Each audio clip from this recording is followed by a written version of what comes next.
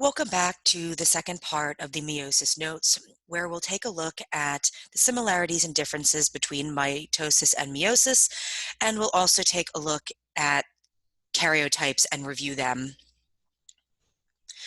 So first things first, mitosis versus meiosis.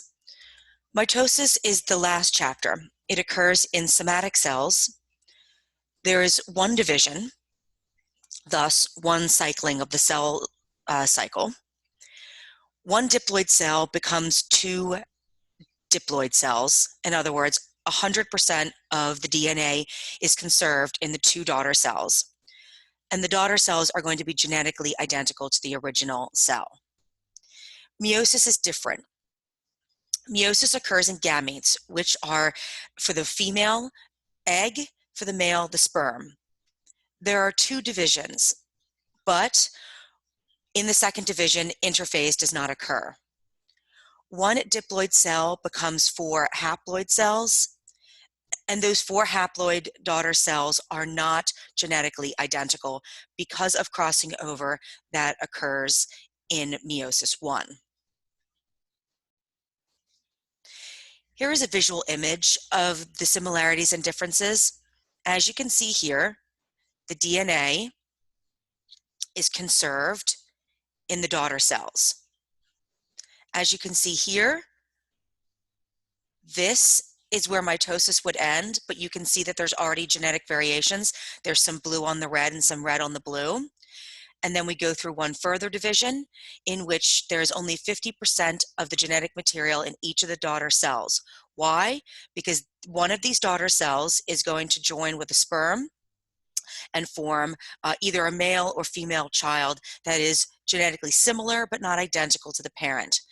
We will pick back up with that sort of stuff when we get to evolution, but it's important to understand it now so that when it comes back, you already have a basic understanding. Review of karyotypes. Hopefully you can think back to the lab that you did in which you made several karyotypes, one of a normal human karyotype and one of the karyotype of an individual who had trisomy 21 or Down syndrome. Remember that in humans, we have 46 total chromosomes that are organized into 23 pairs. That is the slight error that I made in the last video, so make sure that you know that my dyslexia is not accurate. The first 22 pairs, that means number 1 through number 22, or 44 total chromosomes, are autosomes. Then the 23rd pair is what determines our sex. If you are XX, you are female. If you are XY, you are male. If there's any difference in your chromosomes other than this, it means that you're going to have some kind of disorder or syndrome, and we'll take a look at some of those in a moment. Sometimes human karyotypes are pictured like this. You can see that there's only one chromatid pictured for each of the chromosomes. This is very common, and you just have to understand that even though they're only showing you one half, there would be another half to each of these chromosomes. This is basically a chromatid representing each of the chromosomes in the human karyotype. So again, 22 autosomes.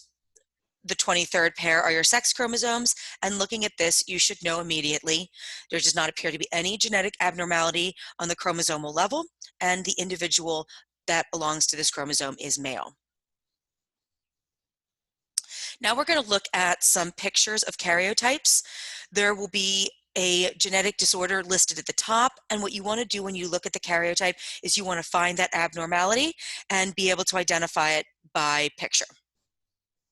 So this is Turner syndrome, and if we look at the full karyotype, hopefully you notice immediately that this individual is missing that second part of the 23rd chromosome.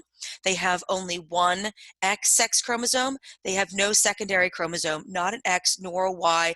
That is often represented with a 0, but everything else would be normal for this individual. Trisomy 21. When we look at this one, you can see that this individual does have the normal number of sex chromosomes, does have 2 X chromosomes, but the abnormality falls on the 21. This is also known as Down syndrome, and you can see that there is some or all of that 21st chromosome present. This is Edwards syndrome.